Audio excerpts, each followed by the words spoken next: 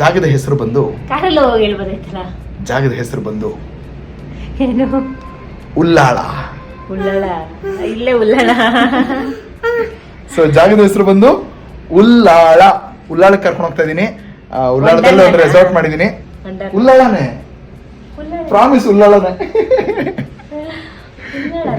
Happy birthday to you dear Harshu and Himaksh. Happy birthday to you. ಮಾಡಿ. ಅಮ್ಮ ಪಪ್ಪ ಇಬ್ರು ಕೊಡ್ಸಿರೋ gift ತೆಗೆದು ನೋಡು.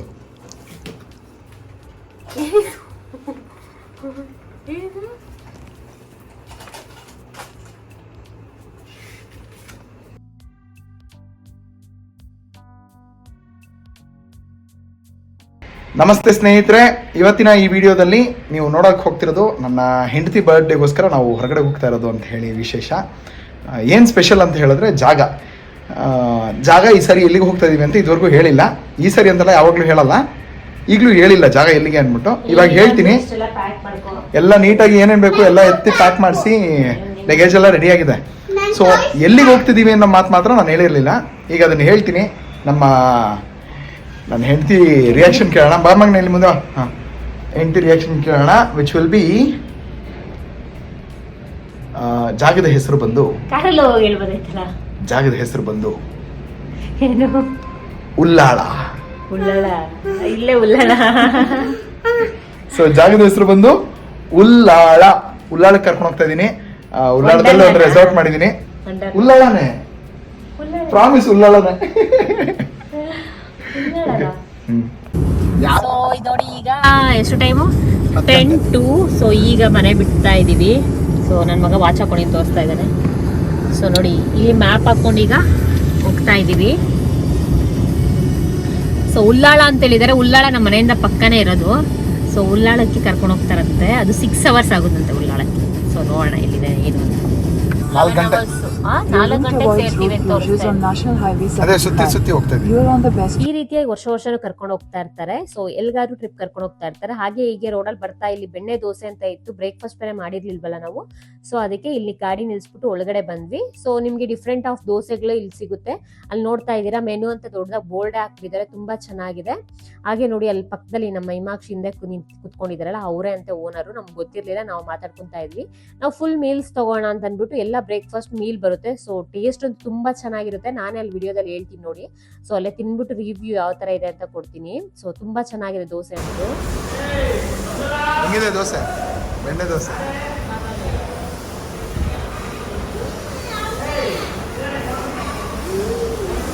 ಇಲ್ಲಿ ಬೆಣ್ಣೆ ದೋಸೆ ಅನ್ನೋದ್ ಕಡೆ ಅಂದ್ರೆ ಮಾಮೂಲಿ ದೋಸೆ ಎಲ್ಲಾ ತರ ದೋಸೆ ಸಿಗುತ್ತೆ. ಆದ್ರೆ ನಾವು ತಿಂತೀವಲ್ವಾ, ಮಾಮೂಲಿ ಅಕ್ಕಿ ತರ ದೋಸೆ ಇರಲ್ಲ. ಸೊ ಒಂಥರ ಡಿಫ್ರೆಂಟ್ ಆಗಿದೆ ದೋಸೆ ಅಂತೂ. ನಾನು ನೋಡಕ್ ಏನಪ್ಪ ಕಲರ್ ಈ ರೀತಿ ಆಗಿದೆ ಅಂತ ಅನ್ಕೊಂಡೆ. ಆಮೇಲೆ ಬಾಯಲ್ಲಿ ಇಟ್ರೆ ಅಂತೂ ಅಲ್ಲೇ ಕರಗೋಗ್ತಾ ಇದೆ, ಅಷ್ಟು ಚೆನ್ನಾಗಿದೆ ಆಕ್ಚುಲಿ. ಇನ್ನು 1.5 ಕಿಲೋಮೀಟರ್, 1 ಕಿಲೋಮೀಟರ್ ದೂರದಲ್ಲಿ ಇದೀವಿ ಉಲ್ಲಾಳಕ್ಕೆ. ಅಲ್ಲಿ ನಾವು ಬ್ರೇಕ್ಫಾಸ್ಟ್ ಮಾಡಿದ್ರಲ್ವಾ, ಅಲ್ಲೇ ಬಜ್ಜಿ, ಕಿವಿ ಫ್ರೂಟ್ ಮತ್ತೆ ಚೇಪೆಕಾಯಿ ಎಲ್ಲ ಮಾಡ್ತಾ ಇದ್ರು. ಸೊ ಅವ್ರ ಹತ್ರನೇ ತಗೊಂಬಂದ್ವಿ.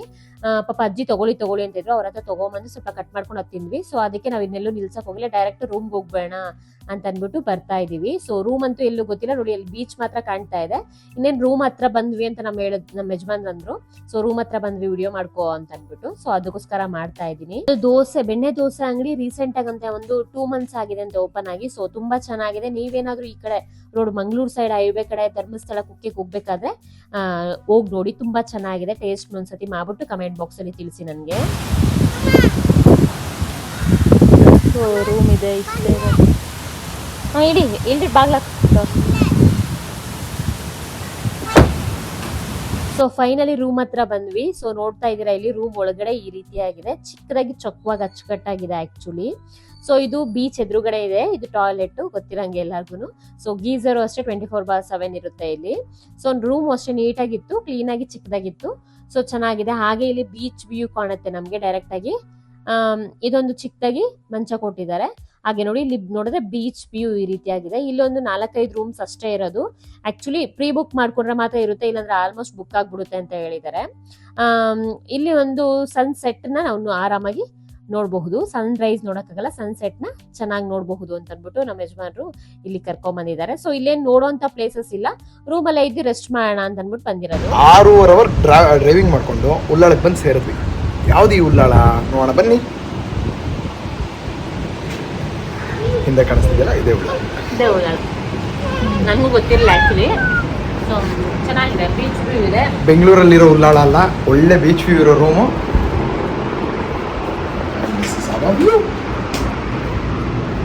ಮಲ್ಕೊಂಡು ಹಿಂಗಿದ್ರೆ ಹಂಗೆ ಬೀಚ್ ಕಾಣಿಸ್ತು, ಸನ್ಸೆಟ್. ಕೆಲಸ ಅದು ಇದು ಅಂತೆಲ್ಲ ಬೆಂಗಳೂರಲ್ಲಿ ಓಡಾಡಿ ಸುತ್ತಾಡಿ ಸಾಕಾಗಿ ಹೋಗಿರುತ್ತೆ. ಸೊ ರಿಲ್ಯಾಕ್ಸ್ ಅಂತ ಅಂದ್ಬಿಟ್ಟು ಇಲ್ಲಿ ಕರ್ಕೊಂಬಂದಿದ್ದಾರೆ. ಸೊ ನನ್ಗಂತೂ ನೋಡಿದ ತಕ್ಷಣ ತುಂಬಾ ಇಷ್ಟ ಆಯ್ತು, ಮತ್ತೆ ತುಂಬಾ ಖುಷಿನೂ ಆಯ್ತು. ಹಾಗೆ ಎಲ್ಲ ಲಗೇಜ್ ಎಲ್ಲ ಇಟ್ಬಿಟ್ಟು ಬೀಚ್ಗೆ ಹೋಗೋಣ ಬನ್ನಿ ಅಂತ ಅಂದ್ಬಿಟ್ಟು ಹೋಗ್ತಾ ಇದೀವಿ. ಸೊ ನನ್ನ ಮಗ ಮಣ್ಣಲ್ಲಿ ಎಲ್ಲ ಕುತ್ಕೊಳಲ್ಲ ಅಂತ ಹಠ ಮಾಡ್ತಾನೆ, ಅದಕ್ಕೋಸ್ಕರ ಇದೊಂದು ಶೀಟ್ ತಗೊಂಡ್ ಹೋಗ್ತಾ ಇದ್ದಾರೆ. ಅಕಸ್ಮಾತ್ ನಾನು ಕುತ್ಕೊಂಡಿಲ್ಲ ಅಂತಂದ್ರೆ ಅಲ್ಲ ಅದ್ ಹಾಕ್ಬಿಟ್ಟು ಕೂಳ್ಸೋಣ ಅಂತ. ಆಕ್ಚುಲಿ ನನ್ನ ಮಗನ್ಗೆ ನೀರಂದ್ರೆ ತುಂಬಾ ಭಯ ಪಡ್ತಾನೆ. ಸೊ ನೋಡ್ಬೇಕು ಇಲ್ಲಿ ಹೆಂಗ್ ಆಟ ಆಡ್ತಾನೆ, ಏನು ಯಾವ ತರ ಅಂತ ಗೊತ್ತಿಲ್ಲ. ಒಂದ್ ಅಡಕೆಕಾಯಿನ ಎತ್ಕೊಂಡು ನೋಡಿ ಯಾವ ರೀತಿಯಾಗಿ ಹೋಗ್ತಾ ಇದ್ದಾನೆ. ಅಂದ್ರೆ ತೆಂಗಿನಕಾಯಿನ ಕೆಳಗಡೆ ಬಿದ್ದಿತ್ತು ಚಿಕ್ಕದು, ಅದನ್ನ ತಗೊಂಡು ಆಟ ಆಡ್ಕೊಂಡು ಹೋಗ್ತಾ ಇದ್ದಾನೆ. ಬಾಬಾ ಅಂತ ಕರೆದ್ರು ಬರಲ್ಲ ನೀರ್ಗೆ. ಸೊ ಅವನ್ಗೆ ಏನೋ ಭಯ, ನಾನು ಹೋಗ್ಬಿಡ್ತೀನಿ ಹಿಡ್ಕೊಂಡಿರಲಿಲ್ಲ ಹಂಗೆ ಹಿಂಗೆ ಅಂತ. ಅದಕ್ಕೋಸ್ಕರ ಅವ್ನ ಕೈ ಹಿಡ್ಕೊಂಡೆ ಕರ್ಕೊಂಡು ಹೋಗ್ತಾ ಇದೀವಿ. ಸೊ ಈ ಬೀಚ್ ಅಂತೂ ತುಂಬಾ ಜನ ಕಡಿಮೆ, ಸೊ ಯಾರು ಇಲ್ಲ. ಮತ್ತೆ ಫಿಶಿಂಗ್ ಮಾಡೋರು ಮಾಡ್ತಾ ಇರ್ತಾರೆ. ನಮ್ದೇ ಸ್ವಂತ ಬೀಚ್ ಅನ್ನೋ ತರ ಇರುತ್ತೆ.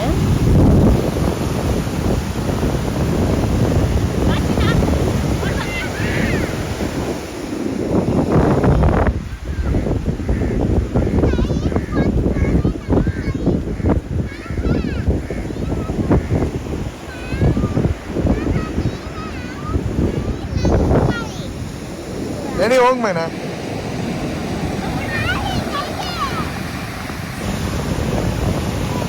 ನೋಡಿ ಬೀಚ್ಗೆ ಹೋಗ್ಬಿಟ್ಟು ಎಷ್ಟು ಕರೆದ್ರು ಬರೋದೇ ಇಲ್ಲ. ಸೊ ನಾನ್ ಬರಲ್ಲ ಅಂತ ಹಠ ಮಾಡ್ತಾ ಇರ್ತಾನೆ. ಅವ್ನಿಗೆ ಚಿಕ್ಕ ವಯಸ್ಸಿಂದನೂ ಅಷ್ಟೇ, ಅದನ್ನ ಸೌಂಡ್ ಕೇಳಿದ್ರೆ ಎಲ್ಲಾ ಮಕ್ಳು ಓಡೋದ್ರೆ ಬೀಚ್ ಅಲ್ಲಿ ಅವನು ಸ್ವಲ್ಪ ಹಿಂದೆ ಪಟ್ಕೊಂಡು ಭಯ ಪಡ್ತಾ ಇದ್ದ, ಹತ್ಕೊಂಡ್ಬಿಡ್ತಾ ಇದ್ದ. ಸೊ ಅದಕ್ಕೋಸ್ಕರ ಅವನಿಗೂ ನಾವು ಫೋರ್ಸ್ ಮಾಡಕ್ ಹೋಗಲ್ಲ. ಸೊ ನಿನ್ಗೆ ಇಷ್ಟ ಇದ್ರೆ ಬಾ ಅಂತ ಅನ್ಬಿಟ್ಟು ನಾನು ಅವರಪ್ಪ ಆಟ ಆಡ್ತಾ ಇರ್ತೀವಿ. ಅದನ್ನ ನೋಡ್ಕೊಂಡು ಆಮೇಲೆ ಬರಕ್ ಸ್ಟಾರ್ಟ್ ಮಾಡ್ದ. ಸೊ ಇನ್ ಸ್ವಲ್ಪ ಹೊತ್ತಲ್ಲಿ ನೋಡಿ ಬರ್ತಾನೆ, ಅವನೇ ಬಂದ್ಬಿಟ್ಟು ನಮ್ಮ ಜೊತೆ ಇಟ್ಕೊಂತಾನೆ. ಹಾಗೆ ಬೀಚ್ ಅಲ್ಲಿ ಆಟ ಆಡಕ್ಕೆ ಸ್ವಲ್ಪ ಆಟ ಸಾಮಾನೆಲ್ಲ ತಗೊಂಬಂದಿದ್ದಾರೆ ಇವರು, ನೋಡೇ ಇಲ್ಲ ನಾನು. ಸೊ ಕಾರಲ್ಲಿ ಹಿಂದೆ ಇಟ್ಕೊಂಡು ತಗೊಂಬಂದಿದ್ದಾರೆ ನೋಡಿ. ಆಮೇಲೆ ಜಾಯಿನ್ ಆದ ನಮ್ ಜೊತೆ.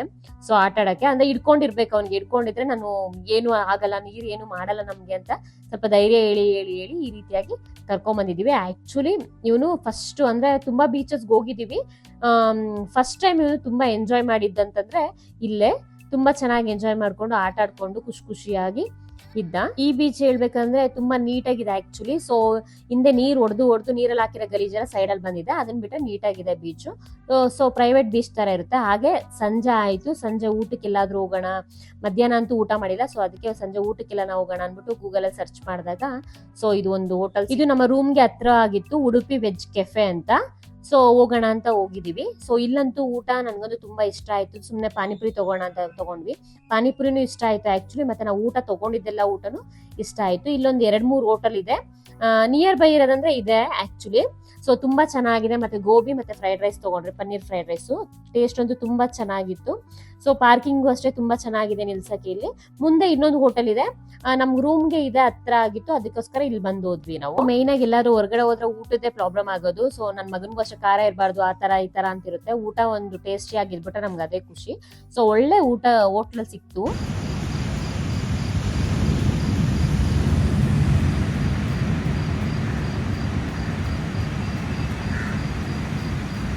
ಈಗೇನ್ ವ್ಯೂ ನೋಡಿದ್ರಲ್ಲ ಅದು ಮಾರ್ನಿಂಗ್ 6:30 ವ್ಯೂ. ನನ್ನ ಮಗ ಮಲಗಿದ್ದಾನೆ. ಹಾಗೆ ಇವ್ರು ನಮ್ಮ ಮನೆಯವರು ಆನ್ಲೈನ್ ಕ್ಲಾಸಸ್ ತಗೊಂತಾ ಇದ್ದಾರೆ. ಸೊ ನೋಡ್ತಾ ಇದ್ದೀರಾ ನೀವೇ, ಆನ್ಲೈನ್ ಕ್ಲಾಸಸ್ ತಗೊಂತಾ ಇದ್ದಾರೆ.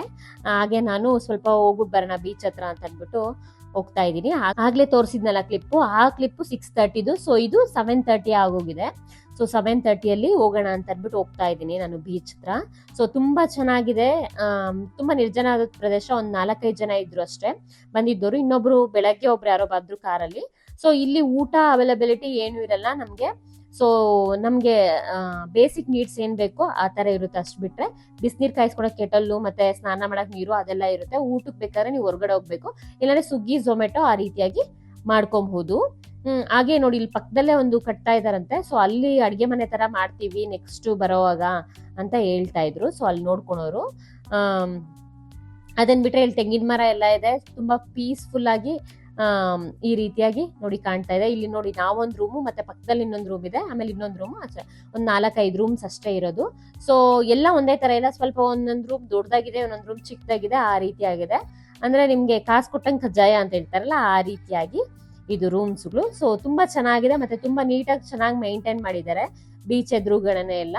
ಸೊ ತುಂಬಾ ಚೆನ್ನಾಗಿದೆ. ಸೊ ನೋಡ್ತಾ ಇದ್ದೀರಾ, ಬೀಚ್ ಹತ್ರ ಅಂತೂ ಯಾರು ಇರಲ್ಲ, ನೀವು ಆರಾಮಾಗಿ ಯಾವಾಗ ಬೇಕೋ ಹೋಗ್ಬೋದು, ಫ್ರೀ ಆಗಿದ್ದಾಗ ಹೋಗ್ಬೋದು, ಯಾವಾಗ ಬೇಕೋ ಹೋಗಿ ಆಟ ಆಡ್ಕೊಂಡು ಇರಬಹುದು. ನೋಡೋಂಥ ಪ್ಲೇಸಸ್ ಏನು ಇಲ್ಲ ಅಲ್ಲಿ ಅಂತ ಮೊದ್ಲೇ ಹೇಳ್ತಾ ಇದ್ರು ಇವರು. ಸೊ ಅದಕ್ಕೋಸ್ಕರ ದೇವಸ್ಥಾನಕ್ಕಂತೂ ಹೋಗಕ್ ಆಗಲ್ಲ ಅಂತ ಅನ್ಕೊಂಡಿದ್ವಿ. ಸೊ ದೇವಸ್ಥಾನ ಬಿಟ್ಟು ಬೇರೆ ಏನಿದೆ ನೋಡೋಣ ಅಂತ ಅಂದ್ಬಿಟ್ಟು ಅನ್ಕೊಂಡಿದ್ವಿ. ನೋಡೋಣ, ಮುಂದೆ ಮುಂದೆ ಹೋಗಿದ್ರೆ ಹೋಗೋಣ. ನೋಡ್ತಾ ಇದ್ರೆ ಇಲ್ಲಿ ಬೀಚ್ ಎಷ್ಟು ಚೆನ್ನಾಗಿ ಕಾಣ್ತಾ ಇದೆ. ಸೊ ಒಬ್ರೆ ಕುತ್ಕೊಂಡು ಕುತ್ಕೊಂಡಿದ್ರೆ ಒಂಥರ ತುಂಬಾ ಚೆನ್ನಾಗಿರುತ್ತೆ. ಸೊ ನನ್ಗಂತೂ ಖುಷಿಯಾಗಿ ಹೋಗಿ ಸ್ವಲ್ಪ ಹೊತ್ತು ಕುತ್ಕೊಂಡು ನೋಡ್ಕೊಂಡು ಬರ್ತಾ ಇದ್ವಿ. ಹಾಗೆ ನನ್ನ ಮಗ ಎದ್ರೆ ಅಂತೂ ಬಿಡೋದೇ ಇಲ್ಲ. ಸೊ ಆಗ್ಲೇ ಎಲ್ಲ ಹಠ ಮಾಡ್ತಾ ಇದ್ದೆ, ನಾನು ಹೋಗಲ್ಲ ಅಂತ. ಈಗಂತೂ ತುಂಬಾ ಅಡ್ಜಸ್ಟ್ ಆಗ್ಬಿಟ್ಟು ಬೀಚ್ಗೆ ಹೋಗೋಣ ಅಂತ ಕೇಳ್ತಾನೆ ಇರ್ತಾನೆ, ಆ ತರ ಅವನು. ಸೊ ಒಂದ್ಸತಿ ಅವ್ನಿಗೆ ಇಷ್ಟ ಆಗ್ಬಿಟ್ರೆ ಮತ್ತೆ ಆಡ್ತಾನೆ ಇರೋಣ ಅಂತ ಕೇಳ್ತಾ ಇರ್ತಾರೆ. ಸೊ ಈಗ ತಾನೇ ಮಳೆ ಬೀಳ್ತಾನೆ ಇದೆ. ಆಕ್ಚುಲಿ ಜುಲೈ ಮಂತಲ್ಲಿ ತುಂಬಾ ಮಳೆಗಾಲ, ಮಳೆ ಬೀಳ್ತಾನೆ ಇರುತ್ತೆ ಅವಾಗ. ಛತ್ರಿ ಅಂತೂ ಕ್ಯಾರಿ ಮಾಡಿರ್ಲೇಬೇಕು. ಸೊ ನಮ್ದು ಕಾರಲ್ಲಿ ಯಾವಾಗ್ಲೂ ಇದ್ದೇ ಇರುತ್ತೆ. ಸೊ ಅದಕ್ಕೆ ತಗೊಂಡ್ ಹೋಗಿದ್ವಿ. ನೋಡಿ ಸ್ವಲ್ಪ ಜನ ಬೈಕಲ್ಲಿ ಬಂದಿದ್ದಾರೆ, ಹಾಗೆ ಇನ್ನೊಬ್ರು ಫ್ಯಾಮಿಲಿ ನೋಡಿ ಕಾರಲ್ಲಿ ಬಂದ್ರು. ಸೊ ರೂಮ್ ಅವೈಲಬಿಲಿಟಿ ನೋಡ್ಕೊಂಡು ಬರ್ತಾರೆ. ಈಗ ನೋಡಿ ಈ ಕಡೆ ಸನ್ರೈಸ್ ಆಗ್ತಾ ಇದೆ ಅಲ್ಲಿ. ಸೊ ಸನ್ಸೆಟ್ ಅಷ್ಟೇ ನಮ್ಗೆ ಕಾಣೋದು, ಸನ್ರೈಸ್ ಈ ಕಡೆ. ಹಾಗೆ ಬೆಳಗ್ಗೆ ಟಿಫನ್ಗೆ ಇನ್ನೇನು ಝೊಮ್ಯಾಟೊ ಅದೆಲ್ಲ ಇವನು ತಿನ್ನಲ್ಲ, ಅದು ಇದು ಅಂದ್ಬಿಟ್ಟು ಮ್ಯಾಗಿ ಮಾಡ್ಕೊತಾ ಇದೀವಿ. ಈ ಸ್ಟವ್ನ ಲಿಂಕ್ ಬೇಕಾದ್ರೆ ಲಿಂಕ್ ನಾನು ಹಾಕಿರ್ತೀನಿ. ಸೊ ತುಂಬಾ ಈಸಿಯಾಗಿ ಮಾಡ್ಬೋದು.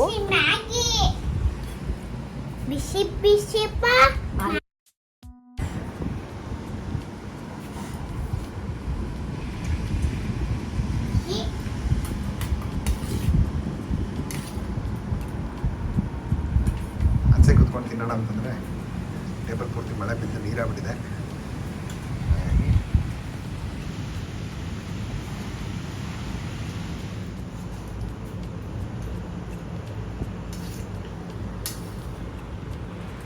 ಸರ್ ಸೊ ಯಾವಾಗಾದ್ರೂ ಎಮರ್ಜೆನ್ಸಿಗೆ ಬೇಕಾಗುತ್ತೆ ಅಂದ್ಬಿಟ್ಟು ಈ ರೀತಿಯಾಗಿ ಸ್ಟವ್ ಮತ್ತೆ ನಾನು ಮ್ಯಾಗಿ ಅಥವಾ ಏನ್ ಬೇಕೋ ಅದು ರೆಡಿಮೇಡ್ ಊಟ ಸ್ವಲ್ಪ ತಗೊಂಡು ಹೋಗಿರ್ತೀನಿ. ಯಾವಾಗ ಎಲ್ಲೆಲ್ಲ ಯಾವ ತರ ಇರುತ್ತೆ ಅಂತ ಹೇಳಕ್ಕಾಗಲ್ಲ ಅಂತ ಅಂದ್ಬಿಟ್ಟು. ಹಾಗೆ ನಮ್ ಜೊತೆ ಮಗು ಬೇರೆ ಇರ್ತಾನಲ್ಲ, ಅವ್ನಿಗೂ ಯಾವಾಗ ಹೊಟ್ಟೆ ಹಶ್ವಾಗುತ್ತೆ ಏನು ಅಂತ ಅಂದ್ಬಿಟ್ಟು ಹಾಗೆ ನಾನು ಅಲ್ಲಿ ಫ್ರೂಟ್ಸ್ ತಗೊಂಡೆ ಅಂದಲ್ಲ, ಫ್ರೂಟ್ಸ್ ಕಟ್ ಮಾಡ್ಕೊಂಡು ಈ ರೀತಿಯಾಗಿ ಲ್ಯಾಪ್ಟಾಪ್ ಅಲ್ಲಿ ಮೂವಿ ನೋಡ್ತಾ ಇದ್ವಿ. ಹೊರಗಡೆ ಅಂತೂ ತುಂಬಾ ಮಳೆ ಬರ್ತಾ ಇತ್ತು. ಆಮೇಲೆ ಮಳೆ ನಿಂತ ಮೇಲೆ ನಾವು ಬಂದಿರೋದು ಇಲ್ಲಿ ರಾಕ್ ತರ ಇದು ಹಾಕಿದ್ದಾರೆ ಇಲ್ಲಿ ನಮ್ಮ ರೂಮ್ ಪಕ್ಕನೆ. ಅಲ್ಲಿ ಬೀಚಿಗೆ ಕರ್ಕೊಂಡ್ ಬಂದಾಗ ಒಂಥರಾನೇ ಆಡ್ತಾರೆ. ಯಾವ ಥರ ಆಡ್ತಾರೆ ಅಂತಂದರೆ, ಇಲ್ಲಿ ನೋಡಿ ಕಾಲನ್ನ ಅವರೇ ಮಣ್ಣಲ್ಲಿ ಹಾಕೊಂತಾರಂತೆ. ಮಣ್ಣಲ್ಲಿ ಹಾಕ್ಬಿಟ್ಟು ಮುಚ್ಚಿಟ್ಬಿಟ್ಟು ಅದ್ರ ಮೇಲೆ ತಾಜ್ ಮಹಲ್ ಕಟ್ತೀನಿ ಅಂತ ಕೂತಿದ್ದಾರೆ. ಆ ಕಡೆಯಿಂದ ನನ್ನ ಮಗ ಬೇರೆ ಬಂದು ಮಣ್ಣು ತಂದು ಹಾಕ್ತಾವನೆ. ಓಹೋ, ಏನು ಮೇಡಮ್ ಇದು?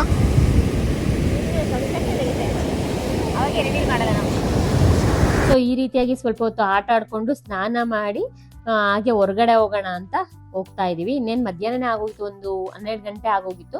ಸೊ ಹೋಗ್ತಾ ಇದೀವಿ. ದೇವಸ್ಥಾನಕ್ಕಂತೂ ಹೋಗಕ್ಕಾಗಲ್ಲ ಅಂತ ಅಂದ್ಬಿಟ್ಟು ಇಲ್ಲೇ ನೋಡ್ಕೊಂಡ್ ಬರೋಣ, ಸೈಡಲ್ಲಿ ಏನೇನಿದೆ, ಯಾವ ತರ ಇದೆ ಏರಿಯಾ ಎಲ್ಲ ನೋಡ್ಕೊಂಡ್ ಬರೋಣ ಅಂತ ಹೋಗ್ತಾ ಇದೀವಿ. ಸೊ ಅಲ್ಲಿ ನಮ್ಮ ರೂಮ್ ಹತ್ರ ಒಬ್ರು ಹೇಳಿದ್ರು ದೇವಸ್ಥಾನ ಇಲ್ಲೊಂದಿದೆ, ಹೋಗಿ ನೋಡಿ ಇದು ದೇವಸ್ಥಾನ.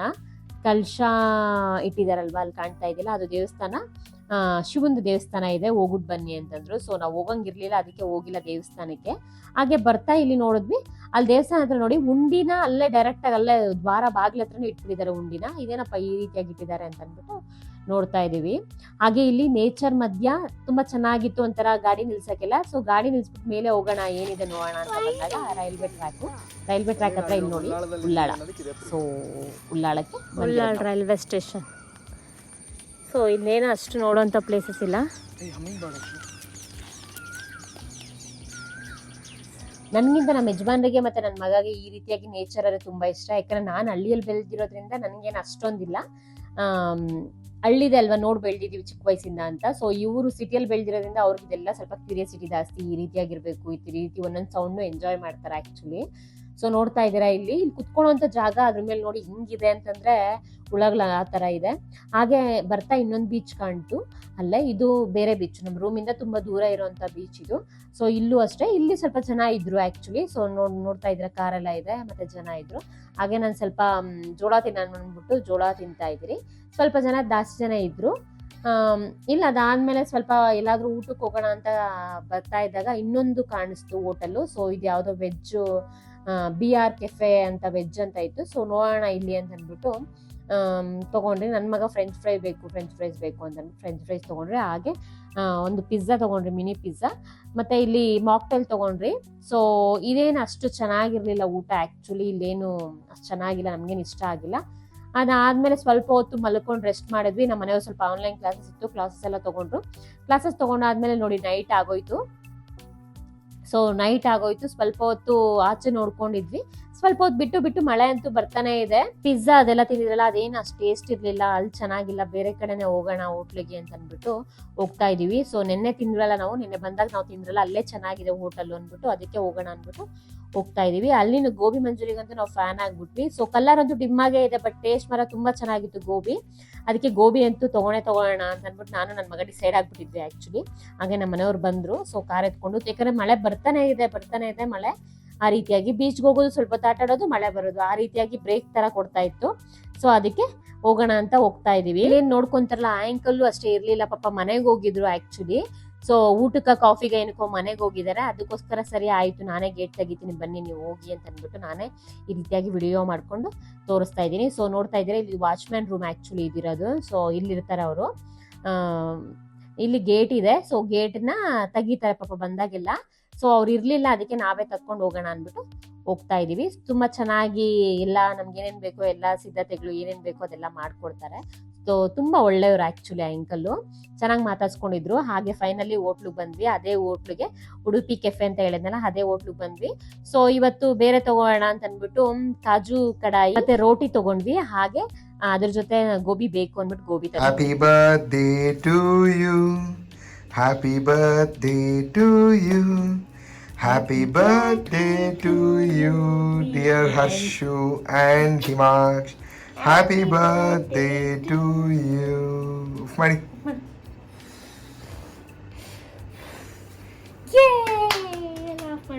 ಮತ್ತೆ ಅಂಟಬೇಕಾಗಿತ್ತಲ್ಲ ಇದು.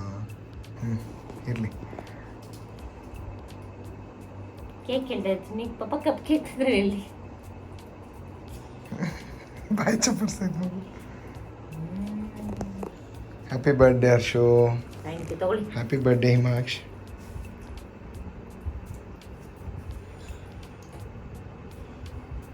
ತಗೊಳ್ಳಿ.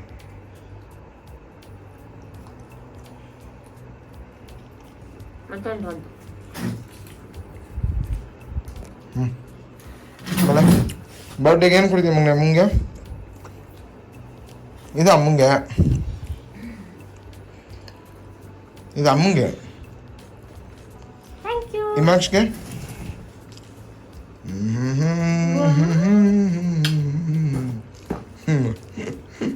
ಬೇಡವಾ?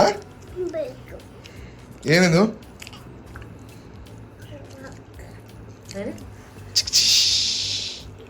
ಅಮ್ಮ ಪಪ್ಪ ಇಬ್ರು ಕೊಡ್ಸಿರೋ ಗಿಫ್ಟ್.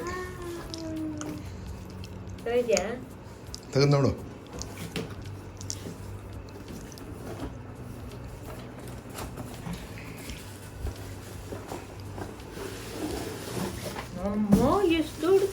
ಬಟನ್ ಪ್ರೆಸ್ ಮಾಡಿ ಕೆಳಗಡೆ ಆನ್ ಮಾಡ್ಬಿಟ್ಟು ತೆಗಿಯೋ, ಕವರ್ ತೆಗಿಯೋ. ಏನೋ ಕೇಳ್ದಲ್ಲ ಮಗನ ಇವತ್ತು ಅಂಗಡಿಲಿ, ಹೆಲಿಕಾಪ್ಟರ್ ಬೇಕು ಅಂದೆ. ಹೆಲಿಕಾಪ್ಟರ್ ಐತೆ ಚಿನಿ ಒಳಗೆ. ತೆಗಿ, ಹಿಂದೆ ತೆಗಿ.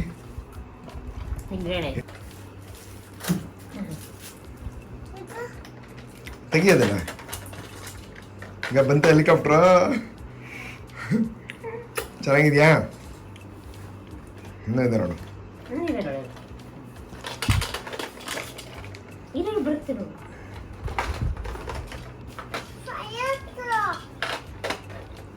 ಹಂಗೆ fire truck, police truck, ambulance ಎಲ್ಲ ಬಂದ್ಬಿಟ್ರು ಮಗನೆ ಒಂದೇ ಸರಿ. ಸೂಪರಾ? ಇಷ್ಟ ಆಯ್ತಾ? ಖುಷಿ ಆದ್ರೆ ಏನ್ ಮಾಡ್ಬೇಕು ಅಂತ ಹೇಳಿದ್ದೆ? ಹ್ಯಾಪಿ ಆದಾಗ ಏನ್ ಮಾಡ್ಬೇಕು ನೀನು? ಮರ್ತೋಯ್ತಾ?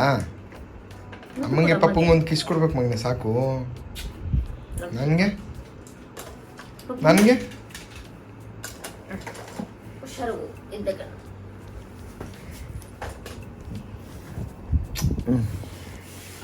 ಈಗ ಅಮ್ಮಂಗೊಂದು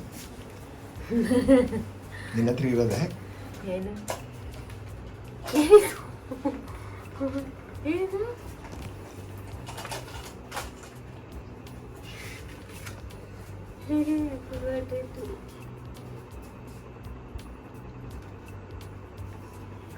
ಏನಿದೆ ಸರಿ ಆ ಕಡೆ ಕುತ್ಕೊಂಡು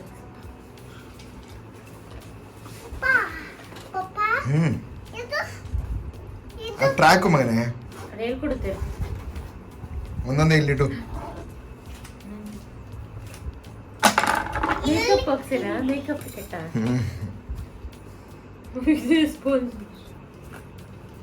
ನೀನು ಪ್ರೊಫೆಷ್ನಲ್ ಮೇಕಪ್ ಮಾಡಬೇಕು ಅಂತಾನೆ ಅನ್ಕೊಂಡಿರೋದು. ಯಾವ್ದು ತೆಗೆದು ನೋಡಿ ಇದು ಒಂದೊಂದೇ. ಅದೇನೋ ಅದು ಸ್ಪಾಂಜ್.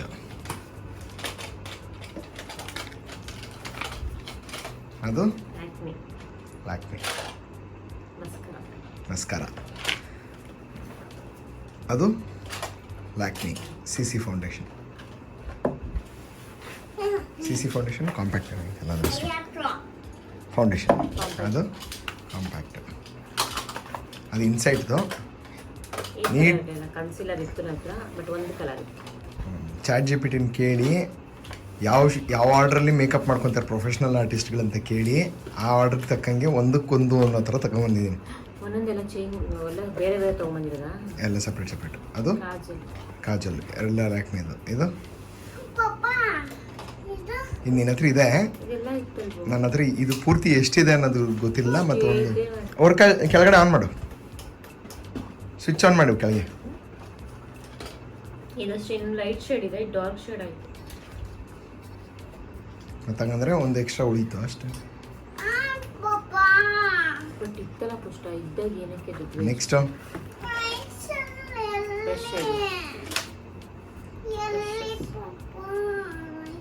ಇನ್ನು ಅದು ಇದೆ. ಇನ್ನು ನೋಡು,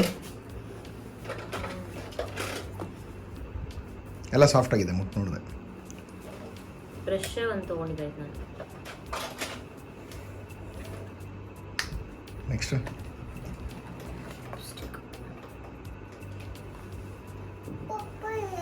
ಅಷ್ಟೇನಾ? ಫುಲ್ ಖಾಲಿನಾ?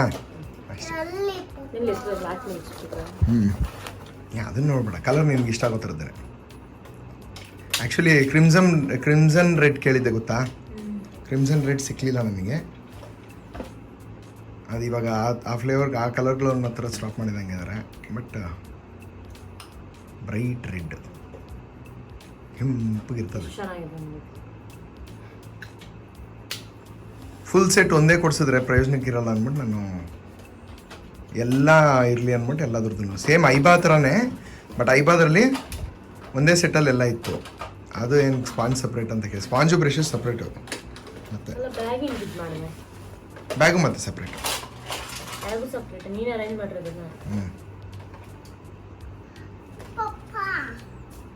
ಎಲ್ಲ ಐಟಮ್ಗಳು ಒಂದೊಂದೇ ಒಳಗೆ ಹಾಕೊಂಡು ಐಟಮ್ ವರ್ತ್ ಎಷ್ಟಿರ್ಬೋದು ಹೇಳಿ ನೋಡೋಣ. ಸೊ ಹೋಟ್ಲಿಂದ ಎಲ್ಲ ತಿನ್ಕೊಂಬಂದಾದ್ಮೇಲೆ ನಂದು 12 ಗಂಟೆಗೆ ಎಬ್ಬರಿಸ್ಬಿಟ್ಟು ಈ ರೀತಿಯಾಗಿ ಕೇಕ್ ಎಲ್ಲ ಕಟ್ ಮಾಡಿ ಈ ರೀತಿಯಾಗಿ ಮಾಡಿದ್ರು. ಸೊ ತುಂಬಾ ಖುಷಿ ಆಯ್ತು.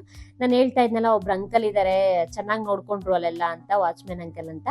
ಸೊ ಅದ್ಯಾರು ಅಲ್ಲ, ಸೊ ಈಗ ಬರ್ತಾರೆ ನೋಡಿ ಇವರೇ ಅಂಕಲ್. ಸೊ ತುಂಬಾ ಒಳ್ಳೆಯವರು, ಚೆನ್ನಾಗಿ ನೋಡ್ಕೊಂಡ್ರು, ತುಂಬಾ ಖುಷಿ ಆಯ್ತು. ಆಕ್ಚುಲಿ ಅವರೇ ಅಂಕಲ್ ನನ್ನ ಬರ್ಡೇ ಸೆಲೆಬ್ರೇಷನ್ ಮಾಡಬೇಕು ಅಂತ ಕರ್ಕೊಂಬಂದಿದ್ರು ಇಲ್ಲಿ.